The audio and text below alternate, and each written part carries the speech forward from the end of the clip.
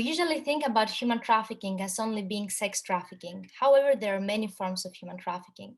Among the three most common forms, we can identify sex trafficking, forced labor, and debt bondage. But let's see some of the main myths that are usually going around. The first one is regarding human trafficking being only something that happens in illegal or underground industries. Unfortunately, this is a phenomenon that happens everywhere, anytime, in any country.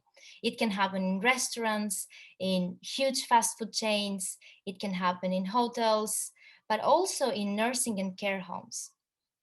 Another myth regards people being trafficked as physically unable to leave, locked in, chained. This is a myth. This is something that sometimes media uses to sensationalize the news and to make human trafficking something that will sell and make more clicks.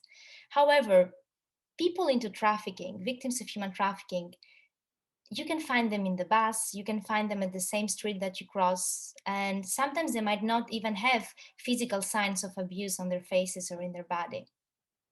Another myth regards to human trafficking victims being primarily based in developing countries or human trafficking happening only in developing countries.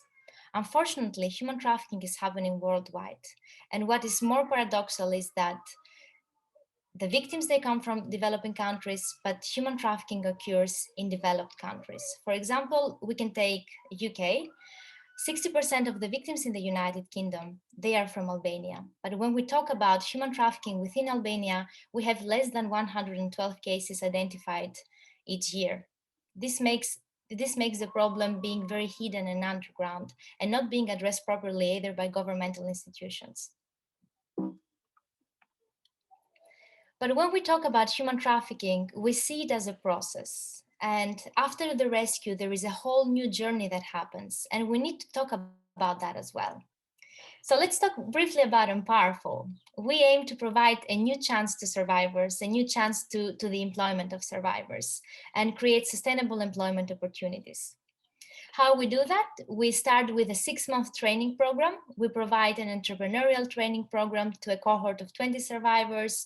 We start with personal development. We get deeper into their specific aspirations and skills. We provide a specialized vocational training regarding to where they want to focus. And then we provide 3-month internships, paid internships in successful enterprises in Albania, where they can practice the skills and they can match with successful mentors who they are going to help them to go through the last phase, which is the co-founder self-employment phase, where survivors receive grants and they set up their social enterprises in Albania through different areas of Albania so they can geographically affect and reach most of the cities of Albania.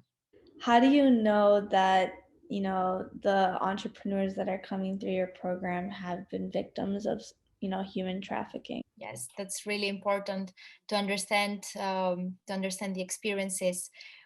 For this reason, we are partnering with NGOs and public. For example, in Albania, there is only one state shelter which provides only rehabilitation services, immediate support to victims. And for this reason, we are partnering with non-governmental organizations. We have 3 to 4 organizations in Albania who work directly with survivors.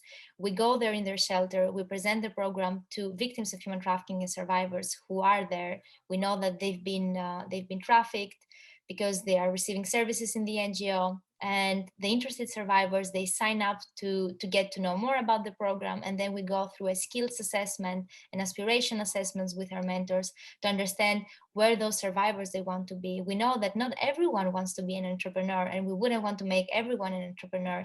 This is why we choose 3 to 4 entrepreneurs, and the rest they will be employed within those enterprises of survivors.